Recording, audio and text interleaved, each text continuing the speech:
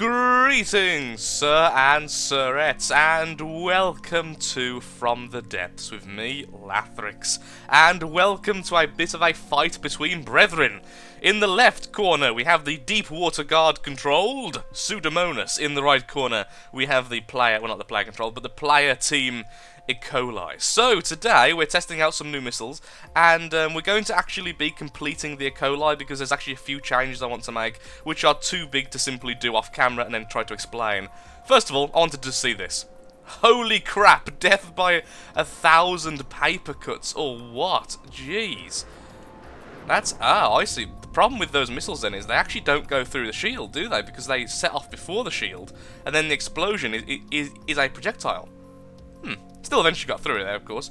And there are endless missiles. Well, almost endless. That's what slightly annoyed me. It's like, oh no, it's not quite endless. Some missiles just outright missing there for some reason. So anyway, I've changed a few things, and I want to say a big thank you to Solosphere in the comments, who is a member of the, the Lightning Hoods... Oh, I can't remember what it's called, but essentially it's a group. I'll put it in the comments below, in the description below if I remember what it's called. It's essentially a group which build some of the ships and such for the factions in the game, and he's a member of that, and he's been explaining to me in the comments in great detail about some of the more complex elements of this game. And first of all, he helped me make these lovely missiles, which don't actually rely on the lasers, which is fantastic. These are actually infrared missiles, which don't just go into space, which is fantastically awesome. So, I already knew about how the one-turn system works. For those who don't know how the one-turn system works, essentially it's when, actually it might just put it on here. The missile will make a single turn as soon as it's shot out, and that turn will go towards the enemy which it's trying to hit. Meaning that even these weapons, which need to be in a certain cone, will turn. So this turn here is because of the one-turn system, which means it will actually lock on to the target. So as you can see, it's locked onto the target and is setting rain. Now, you may have noticed that the missiles landed in a really peculiar fashion. They didn't land in a straight line. They didn't become like a javelin or a spear or something silly like that. That's because of the next piece, again explained to me by Mr. Solosphere, which is the beautiful camera. Now, this camera will allow you to choose where the missiles hit, and if you choose it to be a random block, there's a good chance the missiles won't detonate each other in the air, which you see, if it didn't happen, not one missile is detonating each other because they're all splitting up to hit the target, which is fantastic. Death by 1,000 paper cuts indeed. The problem is with this system is that it requires more parts than the laser guided, because it requires the one turn, the infrared, and the camera, as opposed to just the laser beam. Is it the designator, the regular one? Yeah, the designator.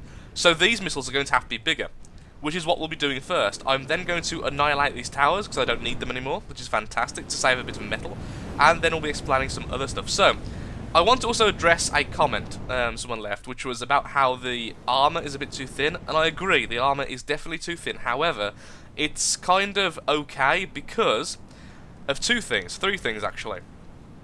One, the most important segments are armoured up, and they're armoured up in an extreme amount. Even the engine is attached to a lot more armour than you'd expect. Second of all, the whole ship is segmented, meaning if one area does take damage, it will not cripple the entire ship. The entire ship will carry on as if that section simply didn't exist, and that's kind of the whole point.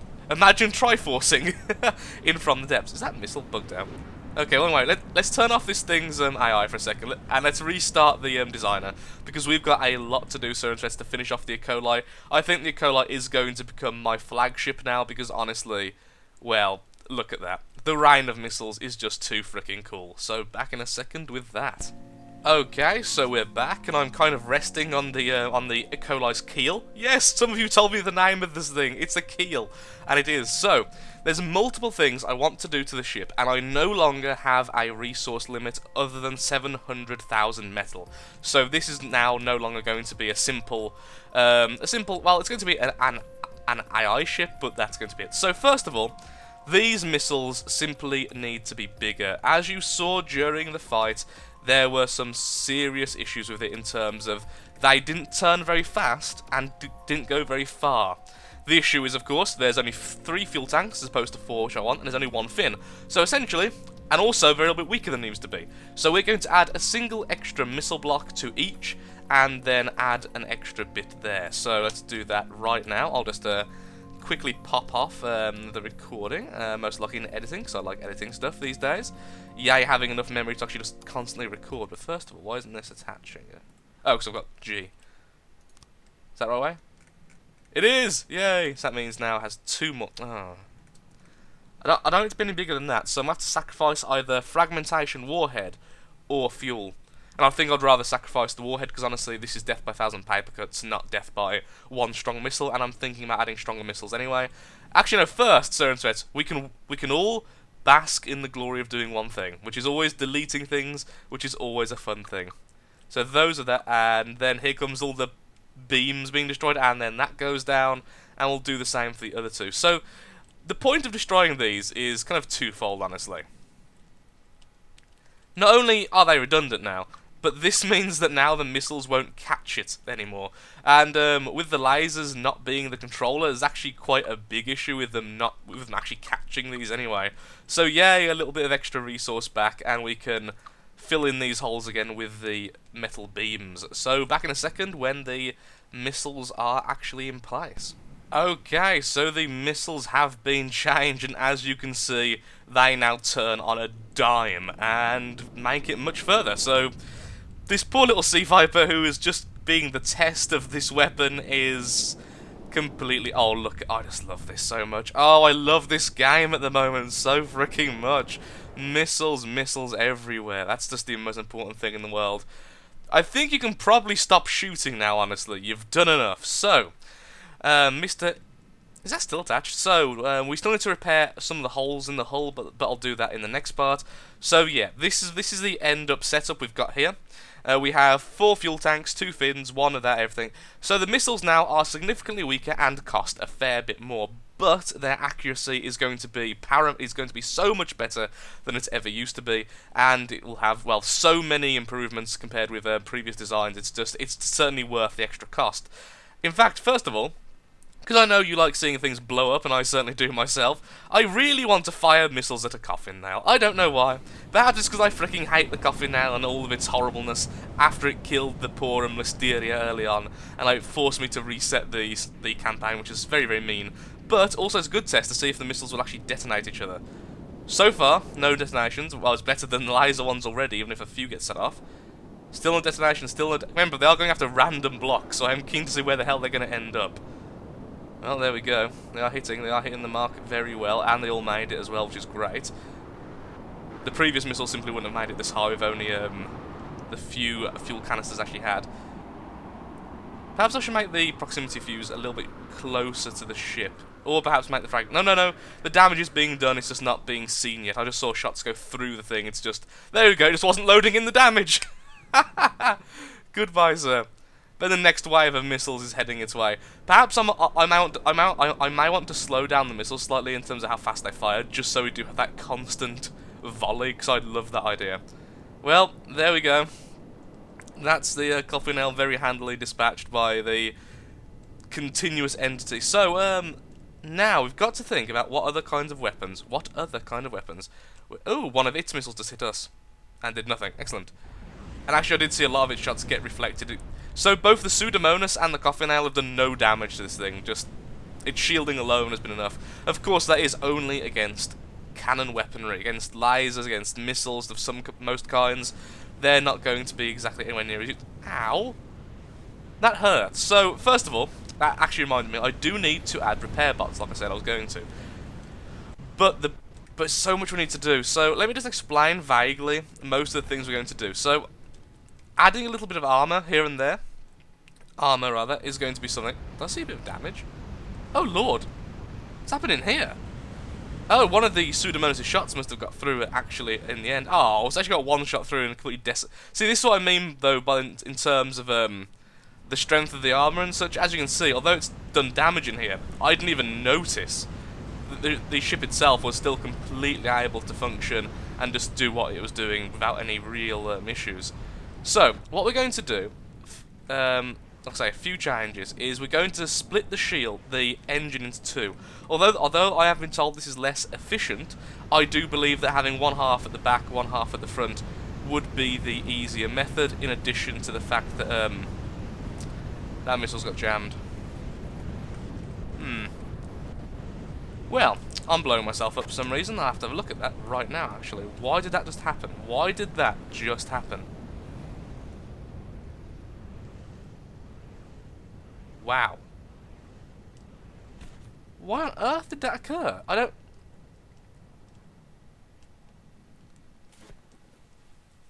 Was it because this missile got damaged, so then when it tried to fire, because it was so low, it simply couldn't make it out of the hole?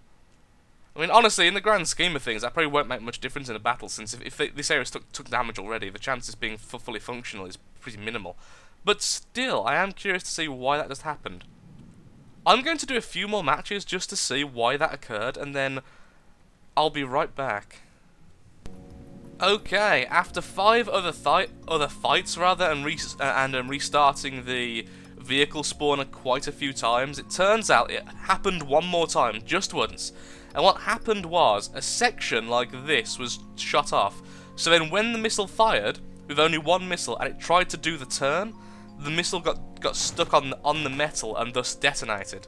So to stop that, what we're going to have to do is to have the safety fuse. The issue is, of course, that although that will stop it from detonating, it does actually come with quite a... well, it doesn't really help too much, because missiles will detonate when they run out of time, and missiles have a certain lifespan. So although it won't be as instant, they're still going to explode. So I think having the missiles in the metal is going to provide extra protection, but that is just going to be a hazard, and most likely occurs on a lot of ships. Again, if there's any reason why I should... How do I fix that? How do I fix that? I mean, I've got enough engine power, perhaps, just to shield the missiles with an extra layer of shield. So like a shield here, a shield there, going on top, so perhaps that would protect it a little bit better. But honestly, damaging it that low doesn't seem to occur very often, and when it does occur, there's a good chance it's just destroyed most of that missile system anyway, so it's not really going to play a huge part. So for now, we're going to leave that as a bit of a glitch in the system, and we'll fix it later. So, like I was trying to explain before, we're going to split the engine into two. The reason is, once again, I like the idea of having redundancy, so if certain areas are damaged, it will simply carry on as if nothing has happened, which is a lovely big, which is a big thing really with this ship, because we've gone. You can go for size or kind of quality in terms of like how much armor you add and such, and I've kind of gone ultimately for excess size on this ship. So what we're going to do is that. Also, we need to add repair drones, like I say, and we need to do the ammo storage, and then probably another missile system at the front. Okay, so I'm going to go ahead and begin the splitting of the engine. So what I'm going to do actually is first of all add the second engine first. Well, that's weird. Oh, that's just bugged out because there was a hole. Let's just do this. There we go. And it's all fine again. It's weird that is that little glitch there. We're like air pumps won't restart themselves unless you literally turn them, unless you literally replace them. So anyway, I want that. I don't actually want that in that corner. That's the funny thing. I want it here. Ish. Probably add 2 for a yet more redundancy. Probably not in front of the freaking door though. That wouldn't be very good, would it? So the engine, like I say, I've been using is essentially the prefab one with just a few alterations. It's the prefab one, but it's got where does the other engine actually end? Okay, so if we split that off. But it's got the extra fuel tanks that the prefab one's missing, and it has a few extra things in addition to that, which actually make it of use. Because honestly, the prefab one on its own is so weak for its size. So I want the engine about like that. I could actually add an engine in each... Ooh. I could add an engine in each section. That would be a lot of redundancy, honestly, though. But I already have enough engine going on at the moment, so...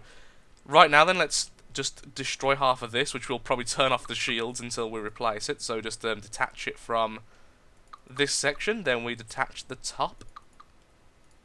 There we go. And then we just do this. And that'll go away, hasta bye-bye. And then I'll just add the fuel tanks to the new one so it's actually effective enough to continue. Went a bit far there, didn't I? Oops. How far did I go? Okay, only 2. Okay, I realised the mistake 2 in. That's good. Oh, Lord. Is this connected? Yeah? Good. So once it connected to there, and then... Yeah, that's all connected. Good. Is it connected? It's hard to... It must be. I mean, look, that must be connected, right? Yeah. Okay, yeah, definitely connected. It's all connected up. Good, good, good. Then that isn't, so we just have to destroy all this. Yeah, I think the shields are down currently. Yeah, look at that. Look at the blinking shields. Everyone do the shield dance. And there we continue to accidentally replace using the actual destroy tool. There we go. There goes that engine. And it's floating to the surface. Are we underwater currently in here as well? Is that... Oh, for Pete's sake, why are you always bugged out? There we go. Just like it just starts floating in the middle of the thing. And own engine, and there we go. Put the mirror on as it was. And we just attach it to everything. It's like each time I do this, I'm adding like a whole engine's worth of extra power. It's ridiculous. So once all this is added, that should be enough to power the shields again. If it's not, I'll go with the idea I just had to have another engine somewhere else. Again, it is less effective. I've been told by multiple people to have several engines than it is just to have one extended engine. So I do understand this is going to be less effective, but again, redundancy is redundancy. Okay, yep, the shields still aren't on, but at least they're blinking less. Yeah, I mean, I did just remove quite a bit. I moved that section there. Actually, it's not too big. Why isn't this... Supercharged fuel tanks connected to... Yeah, I mean, look, all the things are running. Yeah, exhaust, fuel tank... Yeah, it's all connected. Okay, so I'm just going to add that engine yet again to the very front of the ship. So, well, not the very front, but this section here. So it's one step off being the very front. And that should be enough. So back in a second with that. Okay, so the engine is now in 4 different segments, meaning that also I've checked if you destroy one, the 3 can actually keep the engines up at 100%, which is great. Also, I've started adding the repair drones. I've not been too spammy with them on the top, but there's quite a few in the middle here. This should help prevent the whole missile issue by repairing them nice and quickly, in addition to the fact I've actually got some repair bots underneath this shield nicely sandwiched here to repair the top of the missile systems, which of course are probably the most important bits of the ship, oddly enough. So next we get to do something more fun. You know what? I'll do this bit off camera because we all know how it's going to go. This ammo section is going to be split further than it currently is. Currently, there's a big metal sheet in the middle preventing the explosion from spreading. I've checked by you know, detonating it myself. I'm going to essentially put one... That poor little raft! Essentially put a section of this over here instead, so that if one area gets destroyed, the entire thing doesn't just simply blow up and vanish from the face of the earth. So, next, we need to figure out what kind of weaponry we want on here or on the front. And I'm thinking on the front, what we're going to do is have a 180-degree turret, and probably make it a dual-barreled regular turret, or make it a laser. With the limited space and my very bad knowledge of lasers, but decent knowledge now of turrets, I think the turret option would certainly be the best idea. So we're going to start doing that right now, 360 turret, except for we want it to be a 180 turret instead, so it can't turn back on itself and blow up our own freaking missiles. And we want it about here because the thing's going to... Actually, no. Yeah, about here because the thing's going to go back. Of course, the issue with this is it's not a 360 turret, and it's not a 360 turret, meaning that... Nah, that's not a good place for it. Meaning that it can't shoot backwards or even right to the side, but of course it is worth it when you've got so many missile systems and such, and so many things which would just simply go wrong. So, 360 turret, 180 turret again, let's make it go further forward though. It's not going to be the biggest turret in the world, honestly, it's not going to be even that powerful, it's just going to be there as you know, another weapon type on the ship. And that's all it's there for, honestly. So, for now, let's use metal just to make the darn thing. And let's just quickly go to the edge, just so I can see my limits. So the arm, see. Just going to shape it like that.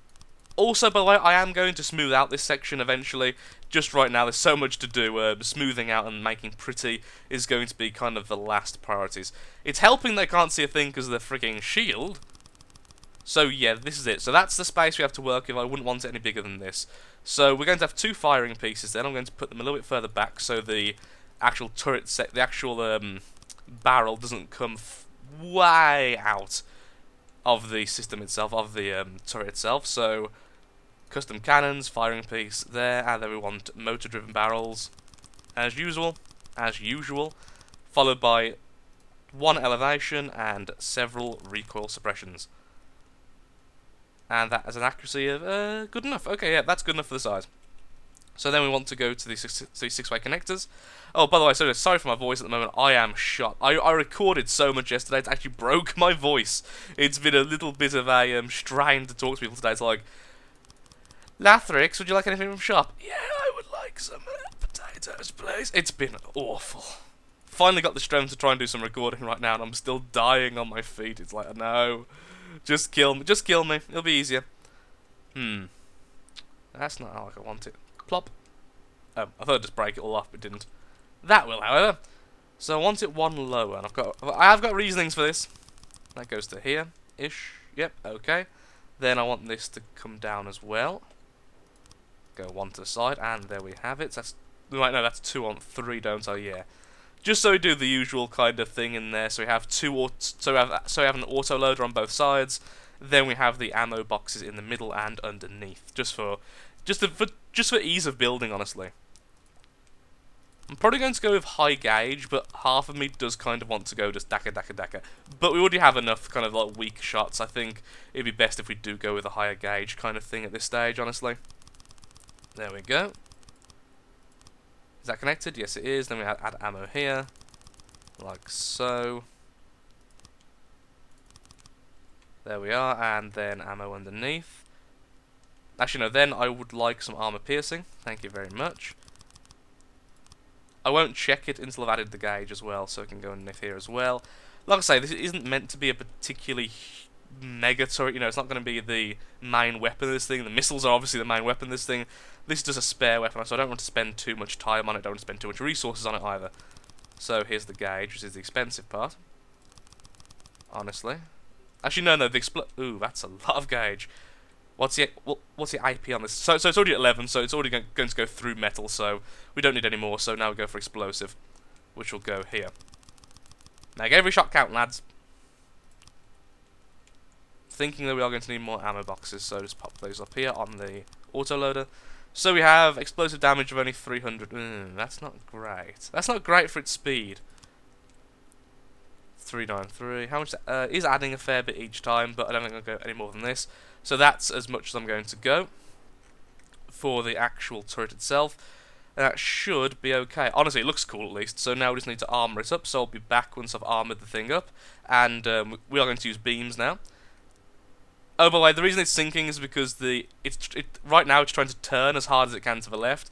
Also, I need to add jet stabilizer still, which I'll add soon.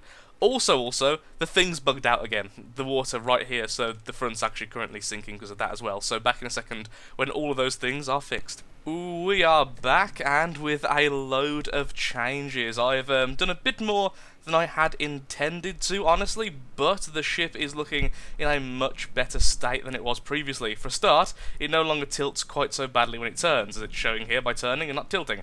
It's currently just patrolling around this circle, so it's going in a very slow circle around it. Okay, so the turret is complete. The turret is finished and works splendidly. The missile issues have been completely solved, as I'm sure some of you may have seen this, so kudos if you did, but how I had put in the shields and everything, I had neglected to realise I had also left in some of the missiles. So you see there's metal here, there was also a missile here. So that missile landed on that metal, exploded, and that's what was causing the damage to itself. So that was not exactly the best of things. But now we're going to test out that turret, and if it works, honestly, I'm fairly happy to say this is done.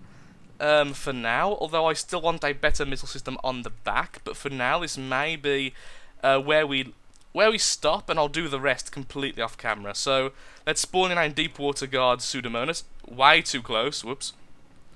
On the upside we have a shield. Boing. Oh, come on, don't dodge that front shield. What are you doing turning? Don't broadside. I wonder if, actually, that's a good test. Is that, well, yep, that is definitely in range. I was going to say, are the missiles actually far away enough to land? And they definitely are. And look at those shots as being deflected with ease by the strength 10 shields. And the death by 1,000 paper cuts occurs once again. Along with the turrets, along with the front two turrets. The front turret with two guns functioning to do a fair bit of damage as well, which is always nice to see. So, yeah, I think it's safe to say the E.coli definitely beats the Pseudomonas hands down. Not only that, I am actually happy with this ship. So there's a few things I need to do, so I'm just going to go over those briefly. Ignore that, I don't know why it's there. So I've added a few more sections to add some more buoyancy to the front because I've added more weight. I've lowered the propellers here, which helps with the tilting, the... Oh, Lord, I forgot the damn name. I was calling it a second ago. The giant weighty bit at the bottom now actually is lower, which is much more functional than it used to be, so that really helps the tipping and everything. And a lot more of the metal inside has been armoured up. I've added extra metal in most places, armoured up some of the weaker points, and finally I've added two extra ammo sections here and here, both which are buoyant, by the way, and both which are containing ammo. That's why the ammo has gone up slightly. So, actually, I'm not sure if it has gone up, because I have removed some from the middle to place it. It may have even stayed the same, I can't quite remember. But still, that makes it far less likely to simply be blown up by a single shot. So there's the E.coli for now. There is pretty much where I'm thinking I'll leave it. It's a missile carrier with a nasty turret. I'm certain now what I'm going to do in the back here is have yet another missile system, but missiles which are going to go far further than these.